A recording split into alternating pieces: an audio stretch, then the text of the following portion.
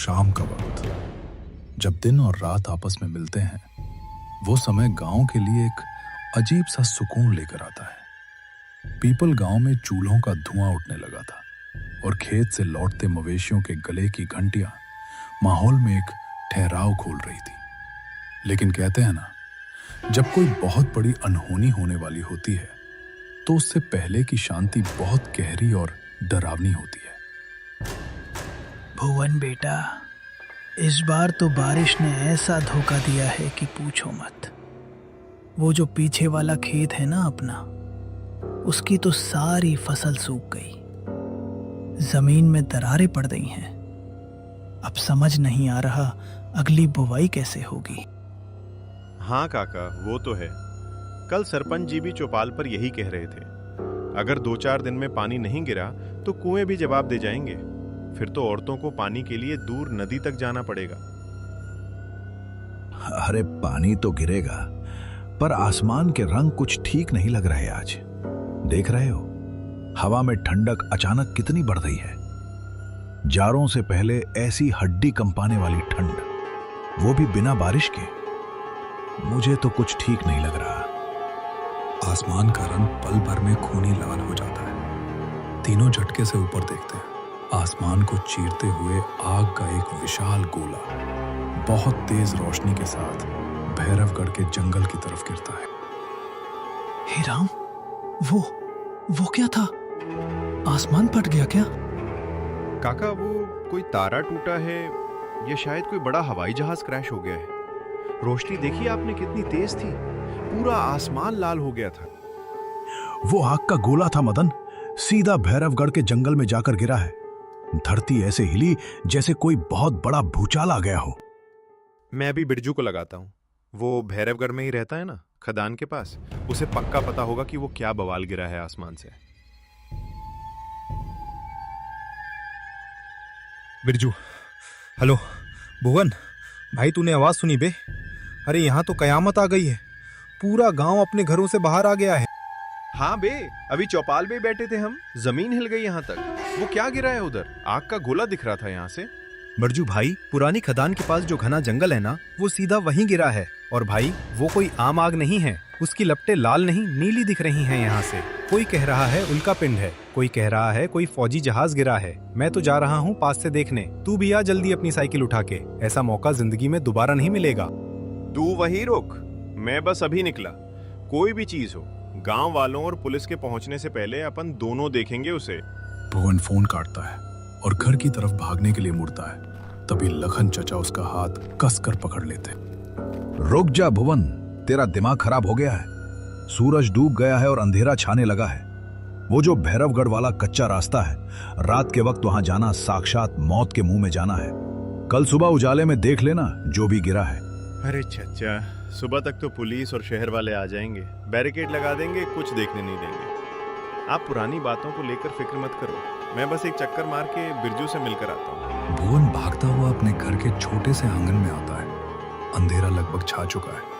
वो अपनी पुरानी जंग लगी साइकिल को स्टैंड से उतारता है। तभी रसोई से उसकी माँ गोमती काकी एक लालटेन हाथ में लिए बाहर आती है। उनके चेहरे पर हवाइयां उड़ रही हैं।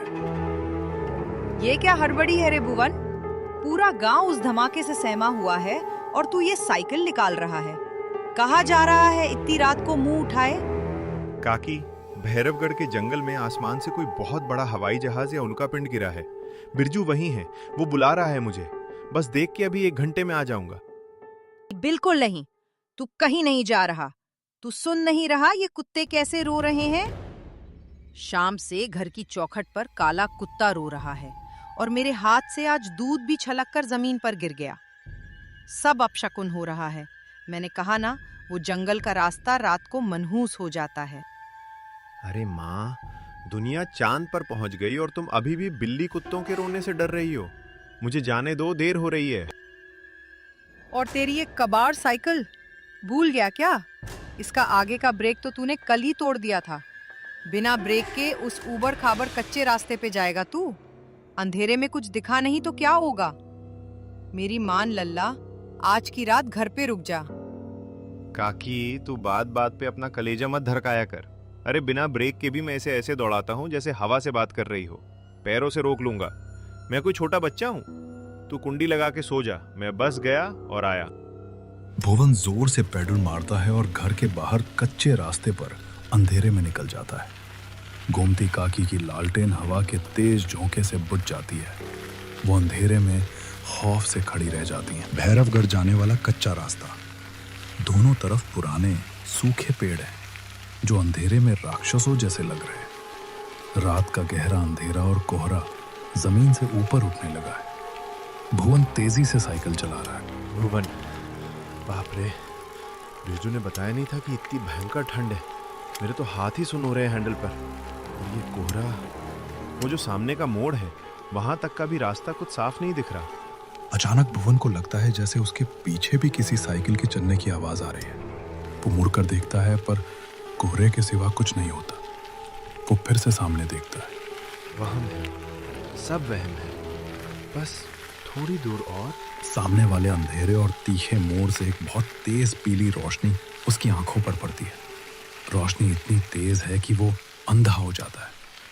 एक ओवरलोड और बेकाबू ट्रक पूरी रफ्तार से उसी कच्चे रास्ते पर आ रहा है, जैसे उसका ड्राइवर नशे में हो या सो गया हो। अरे गाड़ी हटा अंधे! ब्रेक क्यों नहीं लग रहा? लग जा! हे भगवान, बचा लो!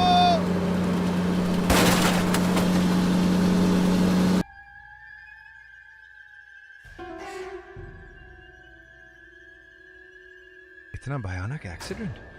वो ट्रक तो मेरे ऊपर ही चढ़ने वाला था, पर मुझे एक खरोंच तक नहीं आई, खून भी नहीं निकला। वो पलटकर अपनी साइकिल की तरफ देखता है।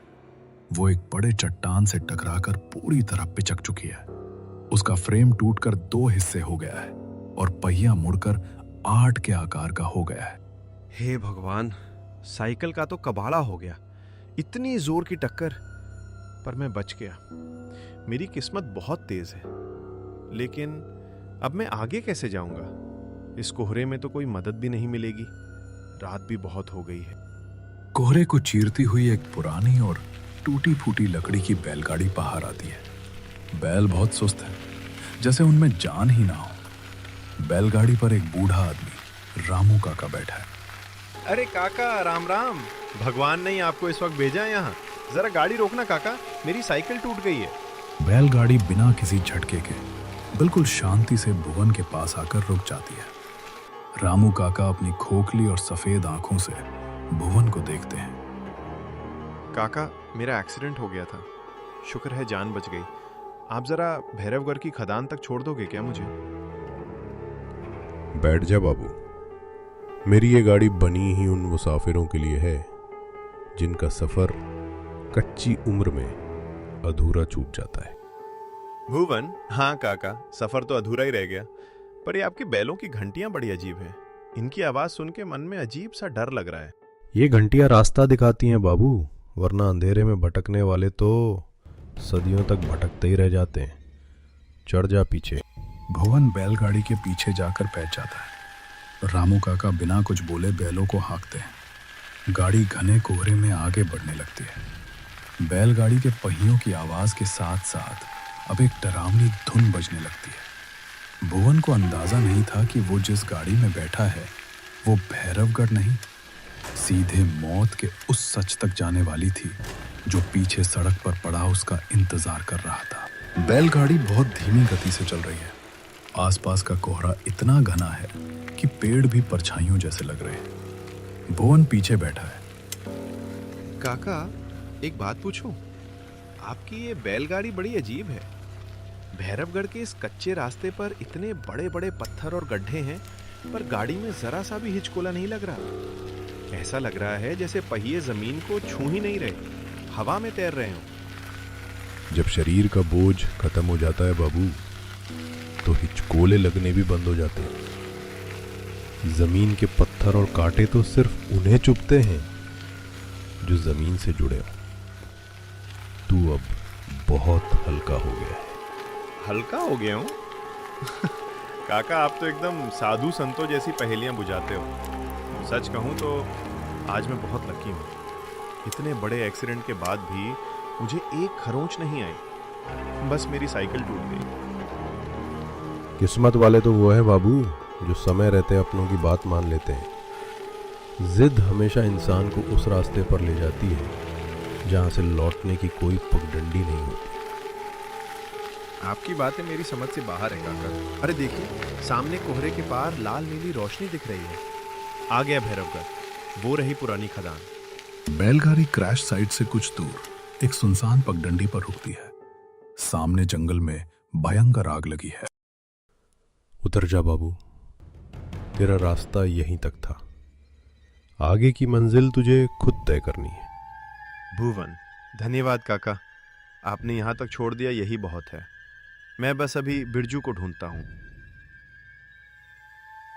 भुवन अपने कपड़े झाड़ता है और पलटकर रामू काका को दोबारा शुक्रिया कहने के लिए मुड़ता है, लेकिन पीछे कोई नहीं है।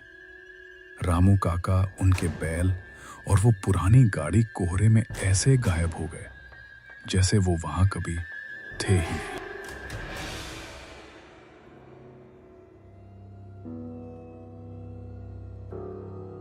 अरे काका कहाँ गए? इतनी जल्दी कोहरे में कैसे गायब हो गए? अजीब आदमी थे। चलो छोड़ो। भुवन आग की रोशनी की तरफ पैदल बढ़ता है। कुछ दूर चलने पर उसे रास्ते के किनारे एक गिरे हुए पेड़ के तने पर दो आदमी, सुखिया और माधव, बैठे हुए दिखते हैं और उनके चेहरों पर एक अजीब सी सुन्न खामोशी है। अरे भैया, राम राम। आप लोग भी आग देखने आए हो क्या? ये सामने क्या गिरा है आसमान से? हम आग देखने नहीं आए बाबू, हम तो उसी आग से निकल कर आए हैं। आसमान से मौत गिरी थी जिसने पल भर में सबको राख कर दिया। चोट तो शरीर को लगती है बाबू। जब शरीर ही नहीं बचता तो चोट काहे की और दर्द काहे का। हम तो अपनी मंजिल पा चुके। तू बता, तू यहाँ क्या कर रहा है? आप लोग तो काका की तरह पहेलियां बुझा रहे हो भैया। लगता है धमाके से आप लोग सहम गए हो। मैं तो अपने दोस्त बिरजू से मिलने जा रहा हूँ, वो मेरा इंतजार कर रहा है। सुखिया, जा, चला जा, तेरा दोस्त वहीं खड़ा है।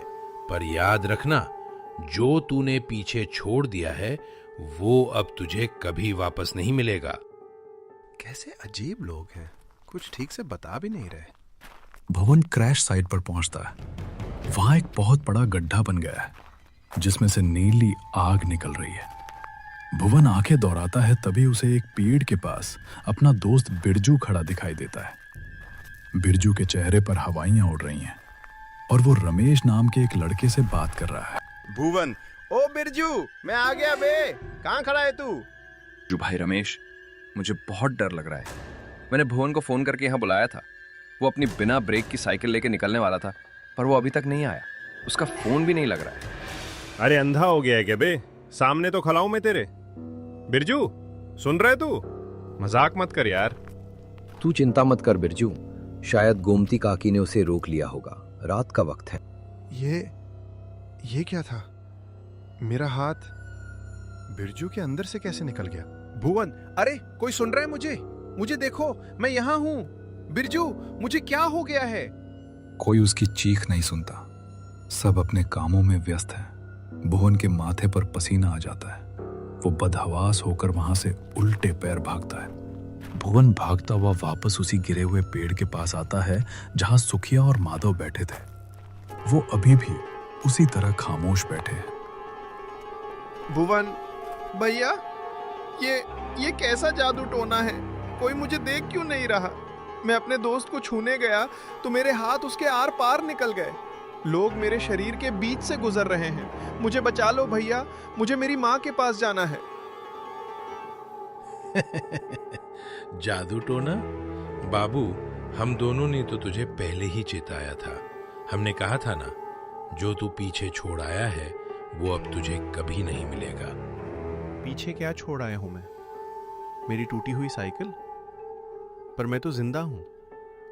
मेरा एक्सीडेंट हुआ था, पर मुझे तो खरोंच भी नहीं आई थी। जिंदा? कैसे जिंदा इंसान हो तुम? जरा सामने देख बाबू। आग की इतनी तेज रोशनी हम पर पड़ रही है। जमीन पर देख, हमारी कोई परछाई बन रही है क्या? भुवन जमीन की तरफ देखता है। वहां सुखिया और माधव की कोई परछाई नहीं है। फिर वो डरते डरते अपने पैरों की तरफ देखता है।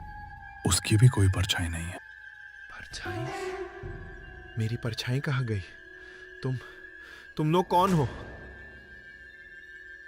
हम वो हैं बाबू जो उस आसमान से गिरी आग में जलकर राख हो गए। हम तो मुर्दे हैं और मुर्दे ही एक दूसरे को देख और सुन सकते हैं। इसीलिए तू हमसे बात कर पा रहा है। नहीं नहीं, मैं मुर्दा नहीं हूं। मैं तो अभी रामू काका की बैलगाड़ी में बैठकर आया हूं। मैं जिंदा हूं। रामू काका की बैलगाड़ी? अरे पगले, वो गाड़ी इंसानों को ढोती ही नहीं है। वो तो सिर्फ हम जैसी भटकी हुई आत्माओं को लेने आती है, जिनका शरीर अचानक मौत के घाट उतर जाता है। तू उस गाड़ी में बैठ गया, मतलब तेरा शरीर अब इस दुनिया में नहीं रहा। याद कर, वो ट्रक, तेरी बिना ब्रेक की साइकिल, वो भयानक टक्कर।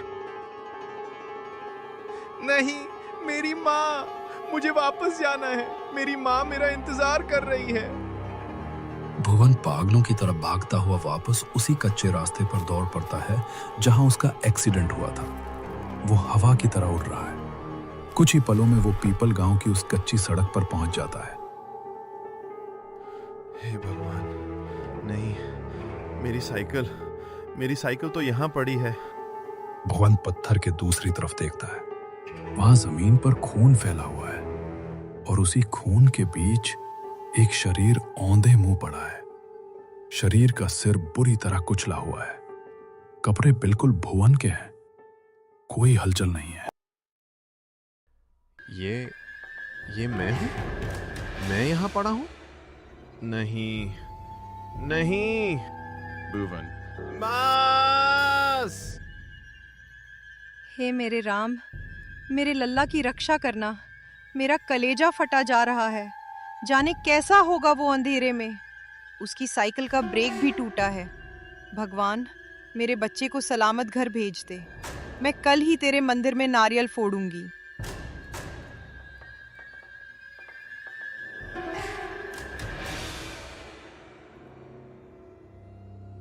भुवन ये देखकर फूट फूट कर रोने लगता है। वो धीरे धीरे चलकर अपनी माँ के पास जाता है और उनके पैरों के पास बैठ जाता है। माँ, मैं आ गया। माँ, देख, तेरा लल्ला आ गया। आंखें खोल माँ। भुवन अपना सिर गोमती काकी के घुटनों पर रखने की कोशिश करता है। गोमती काकी को अचानक एक बहुत ठंडी हवा का झोंका महसूस होता है। वो कांप उठती हैं और आंखें खोलती हैं। गोमती काकी कुछ नहीं देख पाती। वो उठकर लाल दरवाजे की तरफ देखती हैं। वहां कोई नहीं है। उनकी चिंता और बढ़ जाती है। यह चीख सिर्फ एक मां की नहीं थी। ये उस जिद का अंजाम था जिसने एक पल में सब कुछ खत्म कर दिया।